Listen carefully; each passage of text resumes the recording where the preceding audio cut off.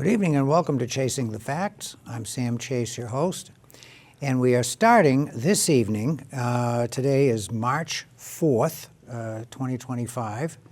I should remember that because it happens to be my father's birthday. And if he were alive today, he would be 117 years old, okay? So needless to say, he's no longer with us.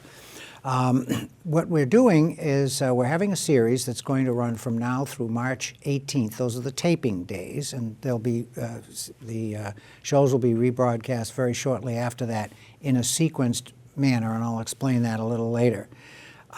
We are interviewing all of the political candidates that are running in this year's town election. The election will take place on April 1st, which is the first Tuesday in April. And we have races for select board, school committee, planning board, and housing authority. And I say races. Actually, for the select board, we really don't have a race. We have 3 seats, and we have 3 candidates that have qualified to be on the ballot. 2 of the seats are for 3-year terms. And 1 seat is a 2-year term to fill out an unexpired term, which is George Dixon's term. George will be stepping down as a selectman effective April 1st. So we have candidates running for all 3 seats, and we have Pat Wojtas, who is the incumbent select person. And Pat has had, and she'll tell us later, but it's in excess of 15 years, I believe, in service. And we have Aaron Cunningham at the end of the table. He is the other candidate for the 3-year position. And Aaron is a newcomer in terms of running for elected office in selectmen, if we don't count the town meeting rep, obviously.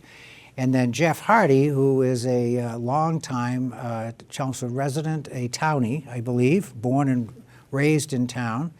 Jeff has served as a town meeting rep for many years, and also many, many years on the cemetery commission. But Jeff is 03. Yeah, I keep confusing, and Pat, she corrected me before, and I didn't remember. I keep confusing you with your father, who was on there for at least 40 years. Am I right? And my grandfather preceded him as well. Well, there you are. So it's practically illegal to not have a Hardy on the cemetery commission. It's gonna happen. We'll see how that works out, but it will happen.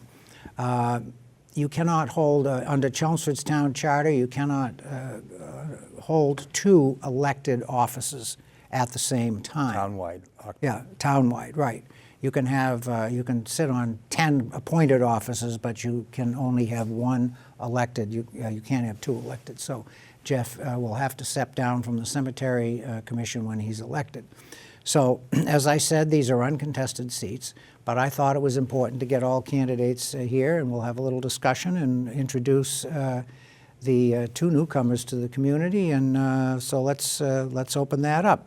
So usually what we would do is have each person give a little brief biographical summary, whatever you want to say. We'll hear from all of you, and then we'll get into the discussion. So why don't we start with Aaron? Thank you very much, Sam, and Pat and Jeff. I'm glad to be sitting here at the table with you this year. So for those that don't know me, my name is Aaron Cunningham, and obviously running for Select Board, and this will be my 2nd run. So if you recall, from last year, I gave it a good try working a campaign against Pat and George, and I'm very glad that they were able to win their respective seats. And I'm a little sad to see George go after all these years of service, but you know, I appreciate the opportunity to have run last year. So this year, you know, I still consider myself a newer resident, especially sitting next to Pat and Jeff, having only lived here about 7 years. But as many of you know, I've been in the community now for the better part of 20 years. My kids went through the school system here from the original version of Lions Pride at Westlands all the way up to now having a graduate, 1 graduating this year and 1 that's a freshman. So as Sam mentioned, I've been a town meeting rep now for Precinct 9 for a few years. I've served on a couple of committees, recycling committee, and currently on the strategic planning committee. So if you got that email the other day, make sure you get out and give your feedback on that. And, again, I have 25 years of experience, public, private held companies, mostly in the finance arena. And I certainly look forward to getting your vote this year and serving with Pat and Jeff on the select board. So thank you for the time and the introduction. Thank you. Jeff? Sam, where do I begin? Wherever you want. Happy Fat Tuesday. That means spring's coming, so that's a great thing. My name is Jeff Hardy. As Sam mentioned, I'm a lifelong resident of Chelmsford, as is my father, as is my daughter. I'm a Chelmsford High graduate. And after Chelmsford, I went on to Daniel Webster College in Nashua, which unfortunately isn't there anymore, to get my bachelor's in business and marketing. And then once I got out of school, I went to work for the family business that used to be in Lowell. And we moved to Chelmsford in the late 90s with my brother and my father. Obviously, since I had a stroke 5 years ago and I can't do my job the way I used to, my brother now runs the company. And since then, I've been hired as a director on our national franchise, which is based out of Marshall, Illinois. And that's pretty much my primary job right now, which forces me to do a lot. But I love it because I started out working in a small business. Now I'm working on an international franchise, international and national franchise, which gives me a whole different perspective on types of things. And then also 20 years on the parade committee, and as Sam mentioned, 3 years on the cemetery committee, which once my dad decided to step down, I ran for his seat and hope to eventually go back to that, which that's my passion.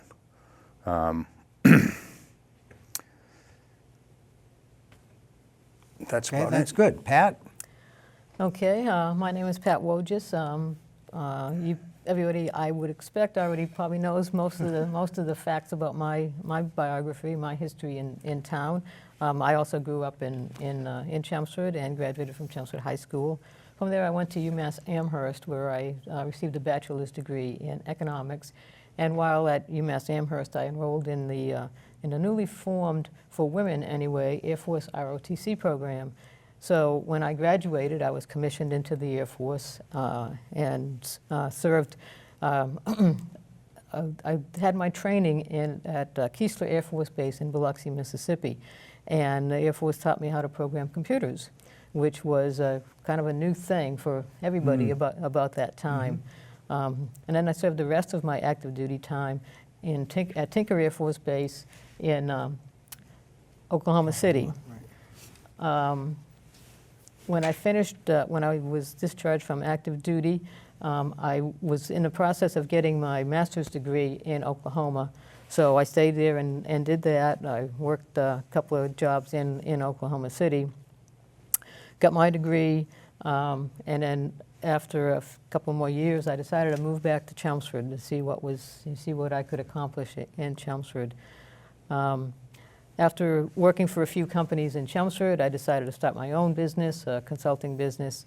Worked with several, in a consulting basis, several businesses, several local businesses, and enjoyed doing that. Then in 2004, I decided to take the leap into local politics. I ran for a seat on the library trustees, was elected to that. I served one term there, and then I ran for the select board. And I've been on and off the select board since then for a total of about a little over 15 years. So I'm going to try to do it again, see if I can make it 3 more years. But I do also want to mention, as Aaron did, the respect that we have for George Dixon. He's been amazing on the board, and he is stepping down. But there's others too that have served the community. Virginia Crocker-Timmons is also she's not running for re-election after 2 terms. And on other boards, we're losing Mike Walsh from the planning board, and Denise Maccarell, who has served 25 years on the Chelmsford Housing Authority, which is amazing. I don't know how anybody does that, and she is definitely a driving force on the Housing Authority. She is going to be missed. So that's my story for now, and You're going to stick to it, right? for now anyway. Okay. Yep. That's good. The way this works, folks, is I have a series of questions, and just so that the audience knows, and if you've watched the show, you know this. I'm not Bill O'Reilly or anybody. I don't try to practice gotcha. So generally, when I do interviews, the panelists all have that information in advance because we want them to be prepared and give good answers, and there's nothing wrong with that. So there won't be any surprises. And I will ask questions generally and give each person a chance to respond. I have a couple of questions that are directed specifically at the newcomers and one for the incumbent, so we'll do that as well. So we just try to have this in more of a discussion format. So if a person makes a comment or says something, the other two candidates feel free to comment on it and just remark. We'll have a discussion if the conversation lends itself to that. And so with that said, we'll start. So the first question that you ask any candidate for political office is why? Why are you running? And we'll start with Jeff. Well, as I mentioned, as you mentioned, Sam, I was a former town meeting rep and have worked on different committees for many years in town and have always been interested in it, but because my job would not allow me the time. Well, now I'm not working as much at the family business, and I have the time. And then when I heard George was stepping down, I thought, well, you know what? Only a townie should take his place. So I called George and I said, are you okay with me pulling papers? He said, absolutely. So he and I have spoken a few times. I believe they're having an appreciation party for him on March 24th up at the establishment. Mm-hmm. And I hope everybody will go over and thank him for his years of service to the town. And George and I mean, we go back on conversations that, I've lived in this town for 60 years. George, for longer than that. We talk about, his dad George is going to be parade marshal this year. I'm probably speaking out of turn. That's okay. And his father was 50 years ago. Mm-hmm. So, he was really overwhelmed when he heard that. Yes. Which yes, I was excited that we're going to do that this year. So I'm running because I have an opportunity, and I figured, I've grown up in this town. This town is my family. My grandchildren are in the school system, and my parents still live in town. My dad is a Chelmsford High graduate. And, this town is my family. And I do a lot of traveling. When people ask me where I'm from, they expect me to say Boston. And I say, nope, Chelmsford, Massachusetts. And they look, and I said, look it up. If you go anywhere in New England, you have to drive through Chelmsford. That's how it goes. And I'm proud of that. So that's basically why I'm running. Good. Again, thank you, Sam, for the question. So I think my answer this year is going to be similar to what I said before. It's the right time for me personally and professionally. People don't know that these boards and committees in some cases can be full-time jobs. And so in order to do it right, you have to dedicate the time. And I think with the experience that I have where I don't necessarily have all of the town history, I certainly have a respect for it, and I certainly know a lot of people that have educated me. George has spent a lot of time giving me counsel here and there too, so, which again, George, I appreciate that. But I think especially now, given the financial challenges that the town is facing, that we knew were coming, and my expertise in that, and in business, and in hard decision-making, and I'm not equating fiscal policy for a corporation as the same as the town. For the town, it's not just about revenue and cost and profit and all that. It's really about providing people the critical services and the essential services that they have. So even though my background in business in finance will be valuable, I'm running because I have a commitment to this community now. We finally had the opportunity to move here. My intention is to stay here for until I need Jeff's services, and then we'll move on. So that's really what's driving my candidacy. To be honest with you, after the last election, it was a great experience, and I would do it again. But I wasn't sure if I was going to run. But I met a lot of people last year. I had a lot of interesting conversations, and people were so willing to share. There's not too many places I could go since the last election where somebody wouldn't say, hey, are you going to run again? I get a tap on the shoulder. And to be honest with all the folks out there, I recognize the faces. I don't recognize all the names yet. But just the fact that, on a weekly basis, I was getting the tap on the shoulder. Hey, you think you're going to run again? Let me know if you're going to run again. I'll hold signs. Let me know what I can do to help. And I figured that support didn't wane. So instead of waiting to the last minute to pull papers like I did this year, I was there at 9 o'clock on the day we could pull. So. And I have a little tip for you. So however long you serve on the board, after you're finished your service, for at least 8 years after that, people will ask you if you're going to run again. I still have one of your signs. You still have one of my signs. So, Pat, Well, they probably still think you're on the board, never mind asking. they may. So, yeah, I guess I agree with, with what's been said. I've been in town a long time. I kind of have some institutional knowledge of how things have worked, what hasn't worked. And as Jeff said, and Aaron, there's challenges coming to the town in the near future. Financial challenges, probably housing challenges. We know there's a lot of talk about that at the state level, trying to encourage more housing. And I know that, it's unfortunate almost that George is stepping down because he's been such an advocate for affordable housing, especially for elderly folks in town, in order to keep them in town. So that's going to be a challenge going forward. As far as maintaining the services that we have now, given the limited resources we get from the state, it's so unfortunate that over 75% of our budget every year is funded through the real estate tax. The state really doesn't share, I don't think, fairly between, especially towns and cities. The gateway cities seem to get the bigger piece of the pie. So coming up with more revenue ideas is going to be a big challenge in the near future. And I guess, some people say, well, haven't you served long enough? Well, looking at how I haven't heard that. Have you heard that? Looking at how the board is going to look, a month from now, I think it's important to have Yes. some of that institutional knowledge on the board. So that's my story on that. Well, that's very good, Pat, because you've kind of touched on two other areas here, so let's kind of springboard off of that. So Pat was just talking about, she was mentioning some of the challenges that you folks are going to face going forward, and of course the biggest one is the financial challenge. The town manager, over a year ago,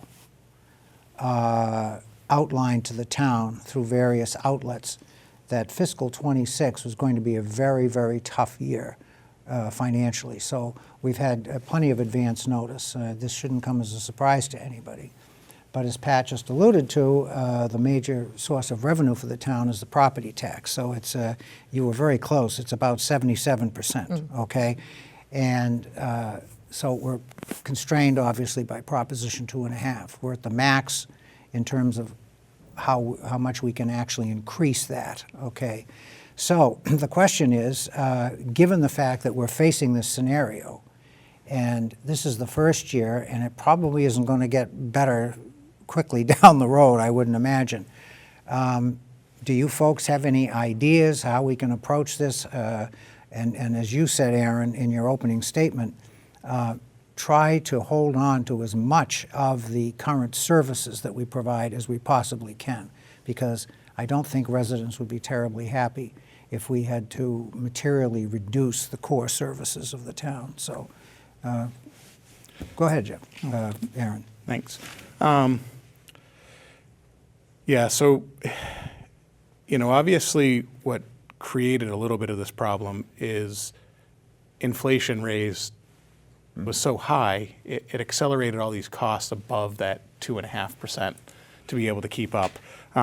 So we have a floor of cost that, if anybody's looked at the budget, and I certainly have, I'm a little concerned about us cutting leaner or having to cut bone. So I'd rather take the other approach, and we really need to get creative on revenue generation. And because of the legal constraints of Prop 2.5, not that I would necessarily want to go to the residents or businesses for more money, right? Because they're feeling the same pinch that the town is. I'm still advocating that I think we need to work towards becoming more business friendly and filling up some of the unused square footage that's out there. We need to do things that will attract both large and small business to town and create a new source of revenue that we're not collecting on today. And I'm certainly open to other opportunities. I know that there's been some potential ideas floated out there. I always do worry about the unintended consequences of us chasing after a dollar. So instead of making kind of a policy announcement or anything like that, or a stand that I would take today, I would just say that I am looking forward to working with the board on where can we get more revenue. And to Pat's point, I think sometimes Chelmsford gets overlooked by our state and federal representatives. And I'm definitely interested in myself taking more of a role in meeting with those people on a regular basis and pushing for and making the pitch for Chelmsford. Sometimes that squeaky wheel gets oiled. So I think we need to leave no stone unturned with that revenue generation. And I'd like to see simple things like the reps coming back. When Tammy Gouveia was one of our reps, she'd show up at town hall, say, hey, I'm going to be there, and I'd go over there, and it would be me and sometimes a couple other people, and we got to talk directly to them. I think that direct communication needs to occur a little bit more. And again, maybe it is happening, with Pat and some of the other board members, but again, for me, it hasn't necessarily been visible. So we're going to have to get creative, or we're going to have to look at cutting bone. I'm not willing to sacrifice a firefighter or a police officer or a DPW person, but nor am I willing to go to Dr. Lang and that team and say, you got to give up more. The quality of our schools drives our property values. And if the school quality doesn't stay there, the property values aren't going to stay there, creating a bigger revenue problem. So we really have to get creative with revenue generation. And I think people need to know, Sam, that times are going to be tough, but we'll get through it and we'll come out better on the other side. Okay. Jeff? Well, to dovetail on that, I know there's a ballot question this year for opening a dispensary zoning. And I know towns like Tingsboro. Talking about marijuana. Yes. Towns like Drake are pulling in over $1 million a year on taxes from the dispensaries they already have in their town. And every town around us is doing that. And we actually have one in Drum Hill right now, which is a stone's throw from the border. And the nice thing at this point is since the state had approved it years ago, we've kind of gotten past all the concerns of what will happen if you put all the hyperbole and all that stuff. And and the longer we wait on that, the worse it's going to be. I think it was was that a fairly close vote in town meeting, Pat? Do you remember when we voted on that? I don't remember. I don't think it was very close at a town meeting. I know on the election, on the ballot question itself, the state ballot question. Yes. It was fairly close. It was like 52, yeah, 48. that's what I'm saying. Yeah, right. I didn't mean to cut you off, Jeff. I just wanted to. I'm saying we got to focus on more things like that are Yeah. going to bring revenue in and not put additional burden on our expenses. $1 million would be nice, wouldn't it? Yeah, it would hire a teacher, a firefighter, or a police officer and hold, Jen Melanson's job, which I agree is very important because right now she did a lot of work with the homeless, and we're going to have to find ways to supplement that. And I know the board is recognizing that already. So, but I also I know there's a proposal out there with the planning board about some pad lots down in the old lighthouse area where they're talking about possibility of a restaurant, and it doesn't have to be a drive-through or a Starbucks or another Dunkin's, which this town needs more Dunkin' Donuts. We all know that. But that lot right now is getting a TIF. And if you allow these pads to go through, that TIF goes away, and it creates the correct revenue from that. For our viewers, a TIF is a tax increment financing arrangement that basically is a concession that the town makes on real estate taxes, and it's tied to the amount of jobs that a business brings into the town. And so obviously if a business has a TIF agreement on it, over time you will get less tax revenue than you otherwise would. So that's what Jeff is talking about. So if we can displace a TIFed business with one that isn't, and if the real estate values are relatively the same, the town will benefit. Right. So Yeah. I'm thinking it's more things like that we have to Well, you're focus really thinking out of the box. I like that. That's good, yeah. So, well, that's what 60 years of living in town will do. on. Absolutely. Pat, you've already touched on it a little, but would you like to expand on that at all? Sure, and kind of to address some of the things that have been said. I mean, Aaron mentioned about having concerns about our state reps. And quite frankly, I think our state reps, the fact that we have three, some people don't like that. But every year, since I've been on the board anyway, our state reps, whether we have 3 or 4 and then the state senator, have brought back earmarks to the town, which always benefit us. It's always something that we would not be able to do otherwise. So I give them a lot of credit for that. And they do stay in touch. At the past few years, we've had them come to our board meetings at least twice a year to give us updates on what's going on and let us be able to grill them, sometimes quite heatedly, about what is going on at the State House. So just wanted to mention that. Yeah.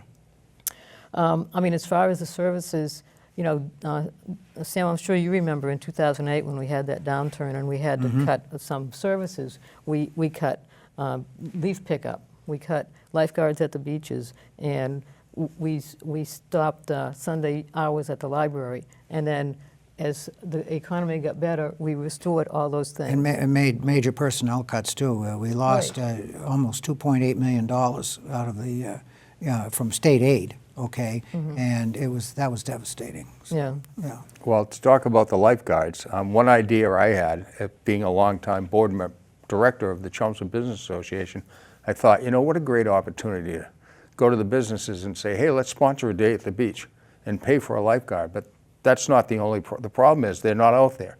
I guess the YMCA is no longer.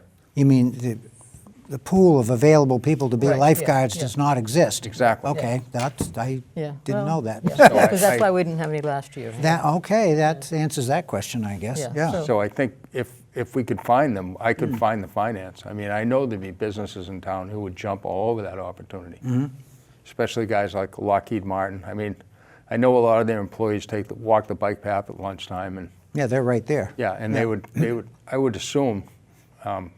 I don't know. I know they've worked with the parade committee in the past, but I don't know the people over there personally. But I'm making an assumption. Maybe I'm going to be wrong, but I'd have a hard time believing any of the business people in town that care about the town, if we went to them and said, look, we need a little bit of money to help get a lifeguard on a beach, because I never want to hear another story about a child drowning.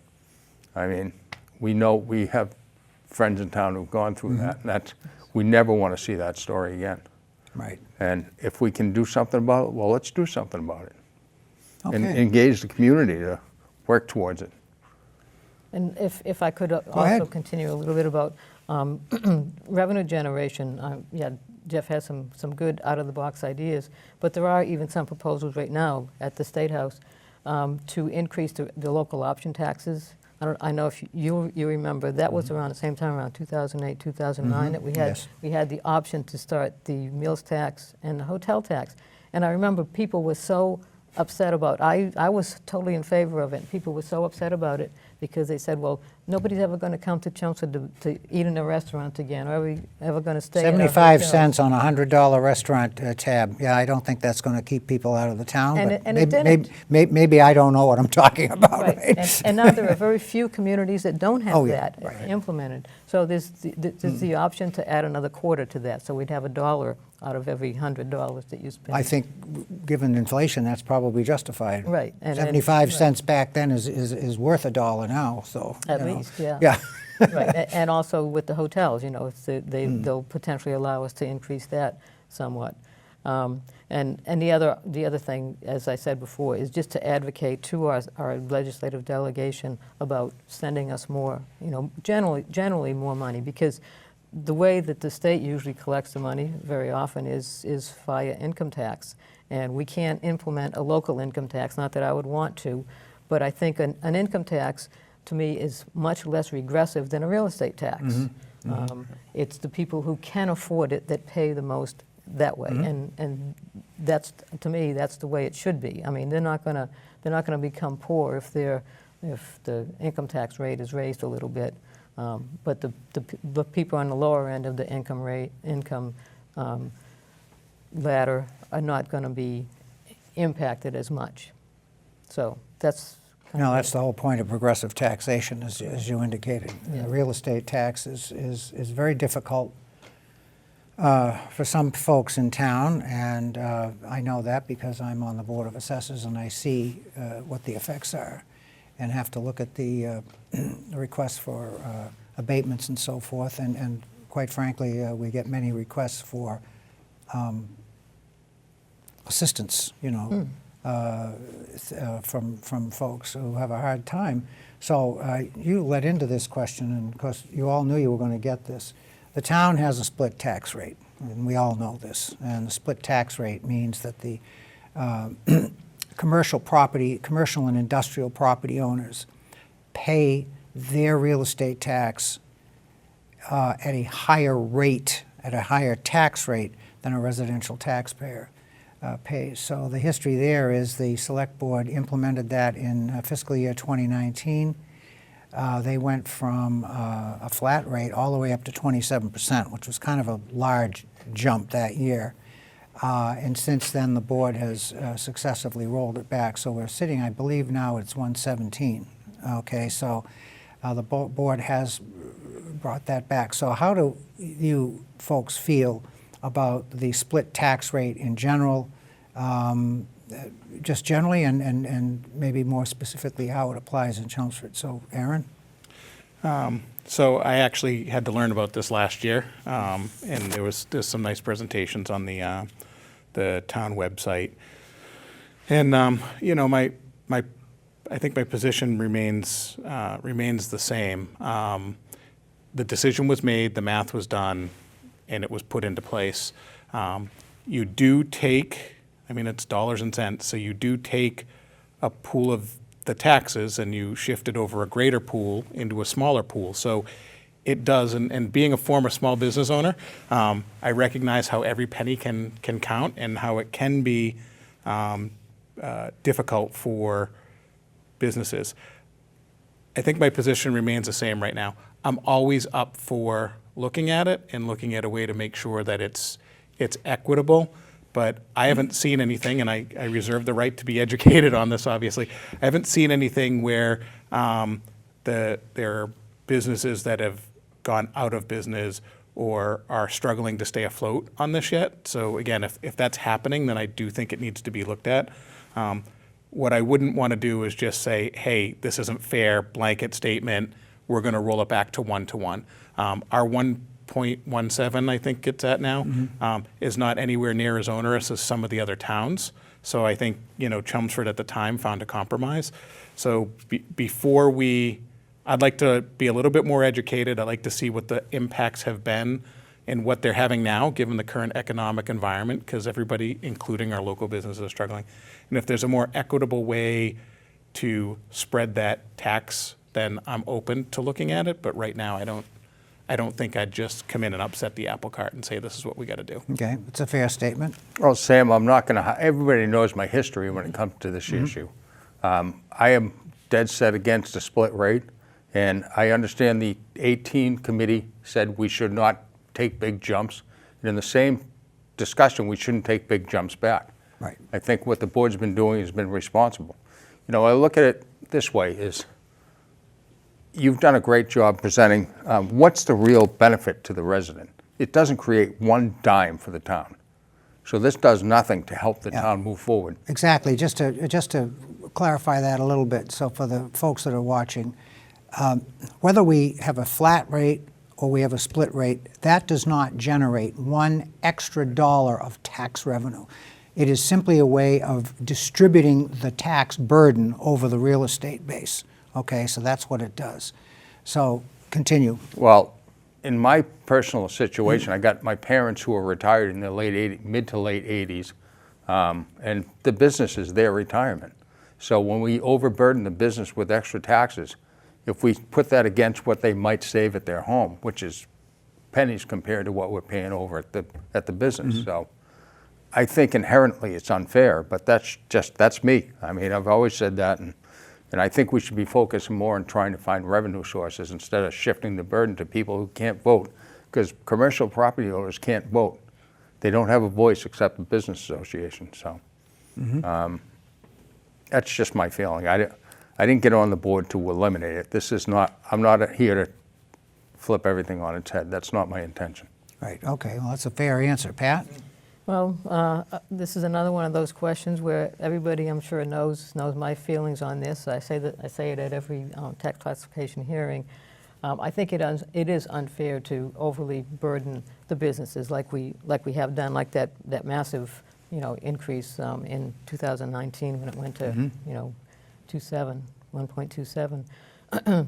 As Jeff has mentioned earlier, I feel like almost all the businesses in town are, I'd almost call them partners with the town, because whenever you have a problem, need something funded, you need donations for a little league team or something like that, they always step up. There are some individuals that way that we know are pretty well off, and they're always there to open their wallet when you have a situation that there's a need. And businesses also, the parade is a very good example where there are so many businesses that contribute to that, so that not one penny from the taxes is contributed to the parade. That is a good example, yes. So and I think the reason a lot of other communities are more successful in tax classification is because they have a much larger percentage of businesses. Right. I think people don't realize that.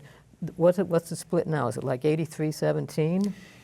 Yeah, but that's not all real estate. It's 83-17, but about 4% of that is personal property. So really, it's only about 13% 13. of your real estate 87. base Right. that's in the commercial, which is, you're right. It's a tough situation. Right, and so that means that for a resident to save $1, we have to almost get $10 extra from Correct. the business. So it's just, to me, it is unfair. Not to circle back, but I agreed that it's definitely not fair. I do think, because I've heard people kind of make some arguments for and against on this for me, and I think Pat's right? There are other communities that have bigger businesses and they're businesses that are bigger, literally bigger businesses. They can afford to absorb some of this, almost like a progressive, tax. Who can afford, who can't. And Chelmsford has a lot of small businesses. And I recognize, again, as a small business owner, over 50% of the commercial is small business in Chelmsford. that hurts. That's why that's why I've always said, educate me a little bit more on it. Let's look at the numbers and have a data-driven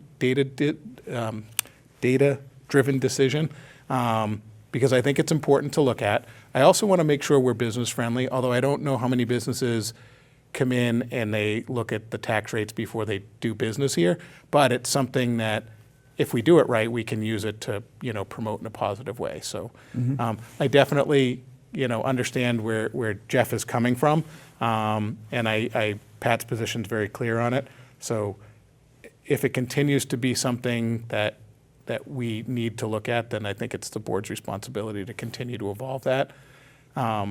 But I would definitely think our focus is again, revenue generation. This is just shifting it around a little bit. And Pat's right. The number of small businesses I deal with kids in school that give to the community, sometimes I don't know how they do it because they give so much. So we're lucky to have who we have here. Well, to respond to Aaron's comment, I can tell you when our business started in Lowell in 1930 with my grandfather. 1930? Yes, we're coming up on 100 years. Wow. And we were outgrowing our space, and when my father started looking around at properties for us to move, he was looking at Lowell and the taxes. He was like, nope, we're going to Chelmsford. We're not going to Lowell. And that's an example of why, that was the driving force behind our decision.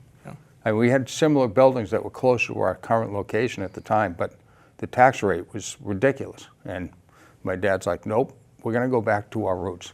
And so we get back to Chelmsford, and we've doubled the size of our business at that point. So, but people don't understand what the whole law was created about. It was created to decrease commercial taxes, not increase them. Because years ago, Boston used to overtax their commercial base to help. It was used as a political football to offset the residents.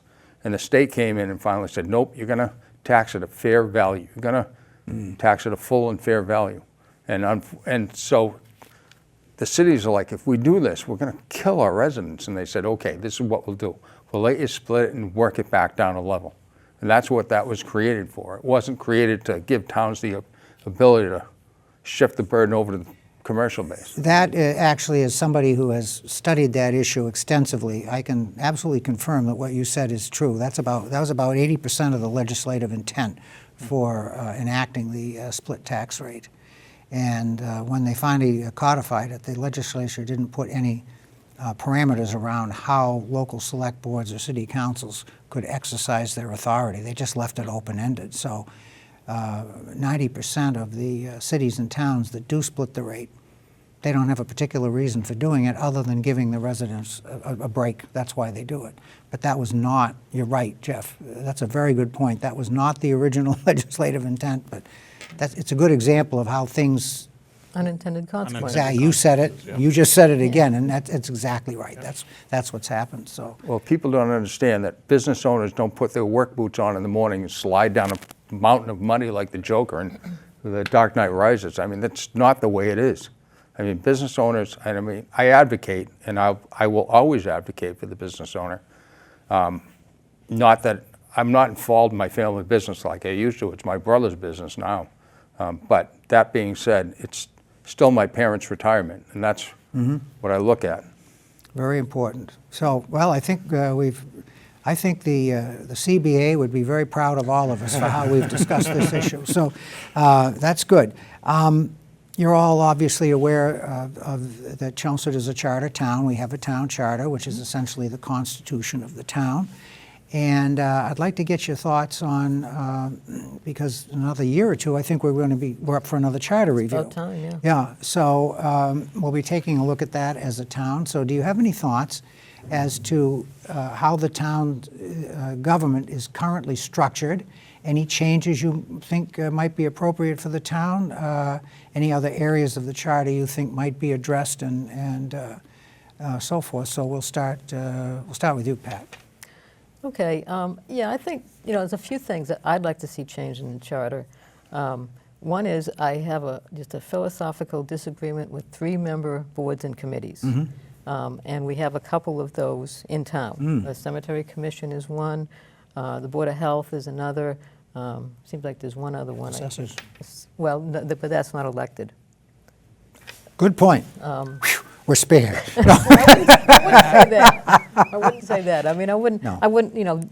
Five-person board Right. would be fine, yes. Right, but yeah, those are the ones that are in the charter. Board of Assessors is not. You're right. So that's one thing I'd like to see changed. There's another thing that, it's a very minor thing, but it just really annoys me all the time. It's the fact that the time from if you work backwards from when a town meeting is, to see when the select board has to sign the town meeting warrant before the town meeting. And whenever the original people that set this up, when they had the original charter commission, I don't know why they did this, but they included the town election in the spring town meeting charter.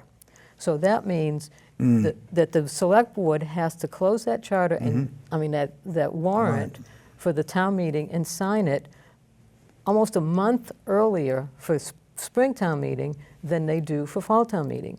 And to me, that's significant, because you might need more opportunity to discuss what's going to be on the town meeting warrant. Well, the spring warrant as the school and the town budgets. I mean, that's exactly very important, right? Yeah, so that's one thing. I don't know why they didn't separate those out. Have a separate warrant for the election, because we have warrants for every other election, the federal elections and state elections. We always have separate warrants for those elections. I don't know why we can't have a separate warrant for the local election and then have a different warrant just for that town meeting. So that's one, like I said, it's minimal, but it's something that. I don't know. I'm not sure that's minimal. It does. Well, you've been on the charter commission Yes. a couple of times. And you actually brought that up in our last session. I remember that, and I guess I agree with you. I mean, I would like to see that change made as well. Just speaking personally, so because that would have a wonderful impact. I'd also like to see the election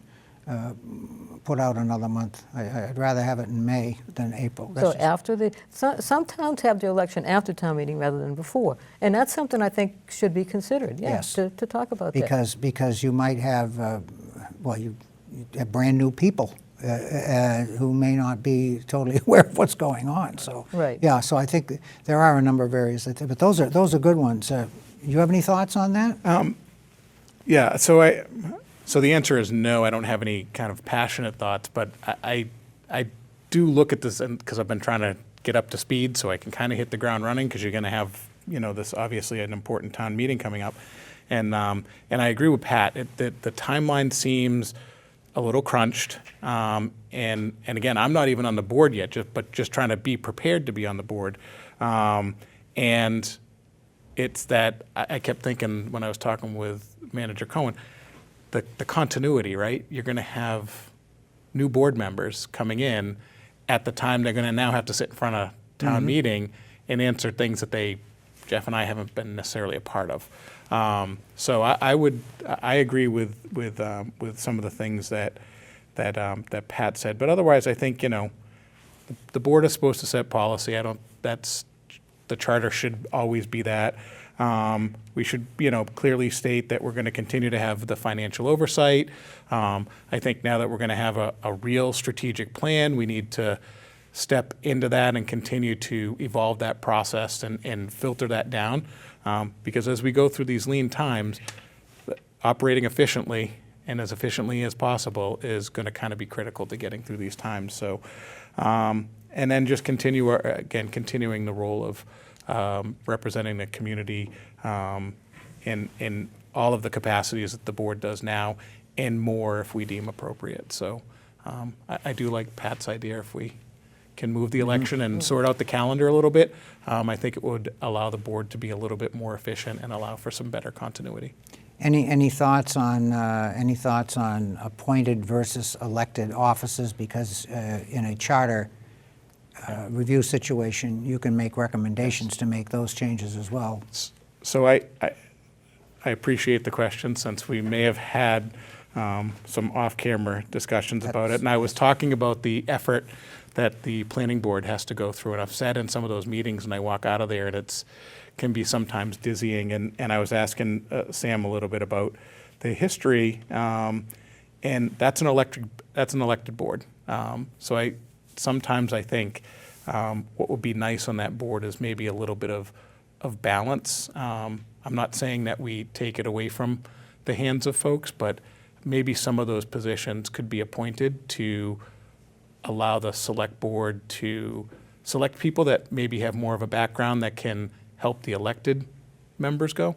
I'm not making a policy pronouncement. I'm not advocating for a change, but I think looking at how some of these critical boards are made up is certainly within the purview of the select board and should be as the charter committee when the time comes up. And you will have your chance, because you will be on the board when the next charter review session comes up, so you can plead that case. I say that now, but somebody may come along and educate me as to why that statement I just made was not smart. No, well, as a matter of fact, there are some, it's a small number, but there are some towns with mixed appointed and elected people on their boards. And planning board, as a 7-person board, is probably something that you might want to look at.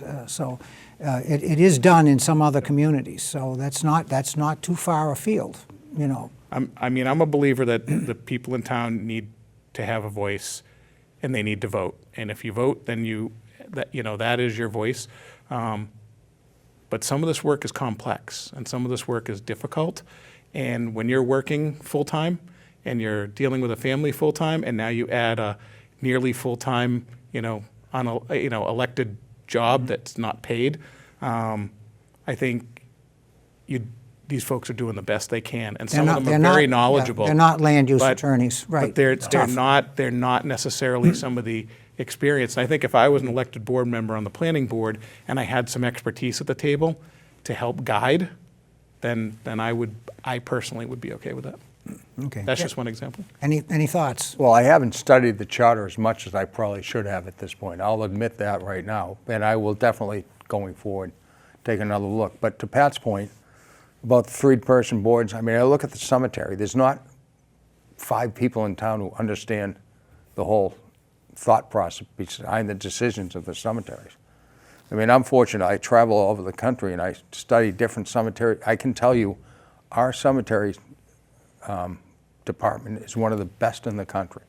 We've got 3 people overseeing 6 properties, and that's unheard of in any other town.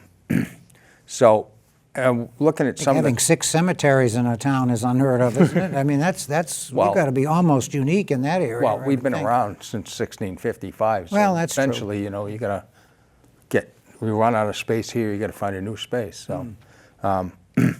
But to Pat's point is, I mean, how many open town meeting seats do we have right now? There's a lot, and I don't think there's enough people to run for. I mean, if I understand your concern about going from a 3-person board to a 5-person board. I'm not disagreeing with that. I just don't know if we have the people that are willing to step up and do the job. Good point.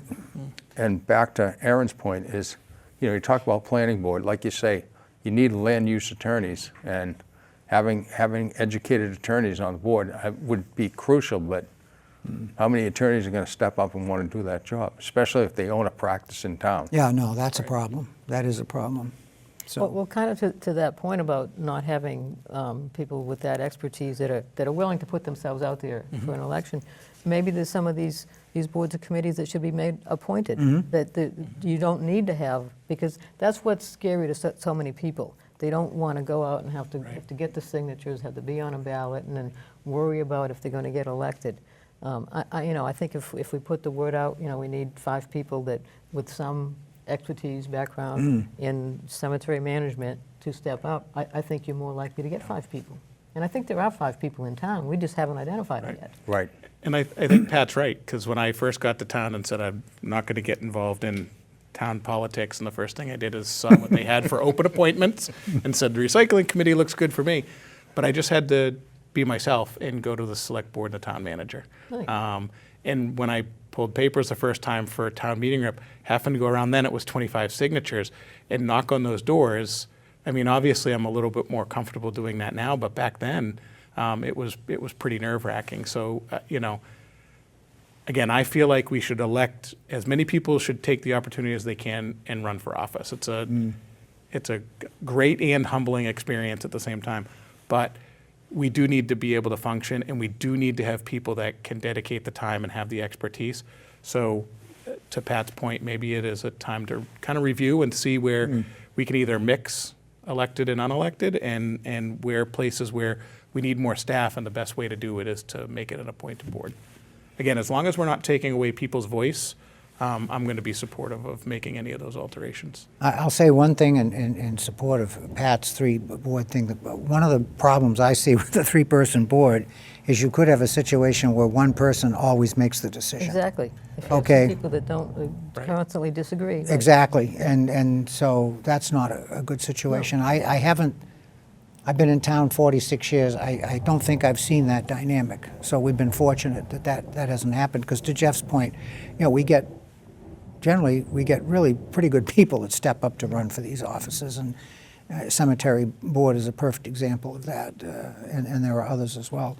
So, well, time is running short. I want to get all of your folks' input on, we talked about the town charter and a little bit about how the town is organized politically. So we've had a town manager in town who is in his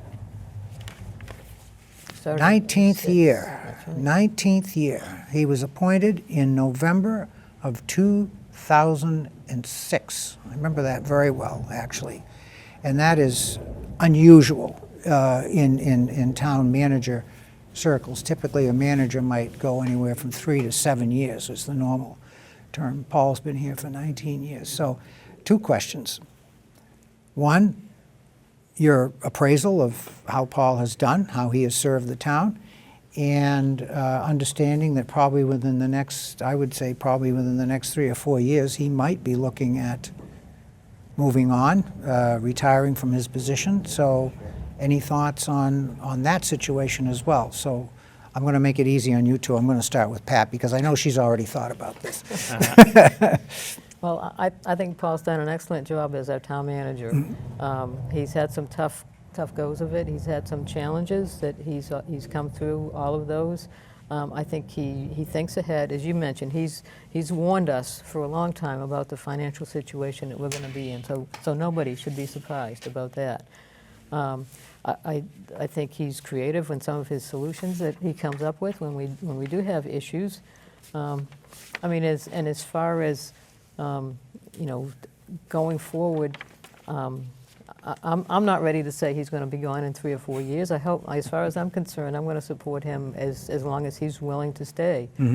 So I hope he does stay on for a long time. And what was the other part of the question? I think you addressed both. It was, what you think of his performance generally and anticipating possible retirement in the near future. So I think you answered that. Jeff? Okay. Well, I've had the opportunity to work with Paul a little bit. He comes to every parade committee. He doesn't have to do that. He can go home and spend time with his family, but he wants to be part of what we're doing and offer his insight and give us the avenue of communication to different boards and the police department and the fire department and any business community member who may be willing to support the event. And I can tell you, I mean, thing about Paul is if you disagree with him, he'd be excited to explain his position.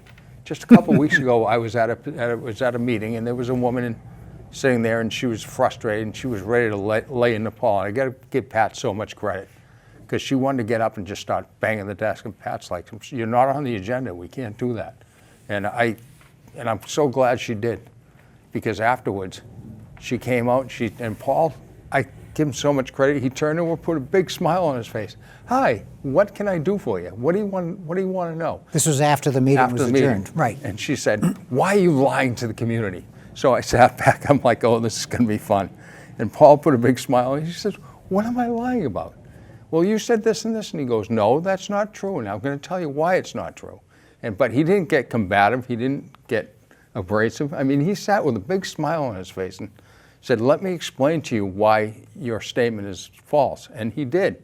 And like I said, he didn't do it in a dismissive way at all. I mean, he was excited to explain why she was wrong, and she was wrong, and she admitted after she was wrong. So she left a somewhat happy constituent. Oh, the next day she got on Facebook and told Great. what a great experience she had talking to Paul, which I thought was, I mean, that says a lot to me, as somebody, as our town manager. I mean, if you disagree with something Paul's saying, you can go talk to him and tell him that I disagree and this is why, and he'll explain to you why he's doing what. I mean, that's all you can ask for. Exactly right. Yeah. So, That's good. Aaron, any thoughts? Yeah, I think it goes hands down that the guy starts just before 2008, new into the job in the town, and here he is, looking at retirement in a few years, and we're kind of facing similar financial challenges. Although back then it was pretty tough. So from a fiscal standpoint, I think Paul's done an amazing job. We have a reserve fund that's well funded and again, I want to be clear, it's not a budget balancing item, just to make sure, because I've heard that statement said before. It's an emergency fund, and it's well funded for the emergencies that can and could arise in the coming years. Our bond rating is fantastic, so when we go for any of the bonds that have to be issued and the expected ones in the coming years, that the cost of that borrowing is going to be substantially less than it would be for another town in a less stellar position. And my personal experience with Paul and a couple of different committees and the things that we've worked together on, I feel like I can go and ask him dumb questions about the politics or the town operations or the state operations, and he always has time has the patience to answer that and educate me. And when I told him I was, kind of preparing, for the select board role, can I get a half hour on your calendar? I know it's budget season. Absolutely. And he sat there and he gave me the time that I needed. I'm sure we'll disagree over the coming years, but I know that based on my current working relationship with him, we'll be able to resolve through those things. And I think he's got a few more years left on his contract before we have to address that.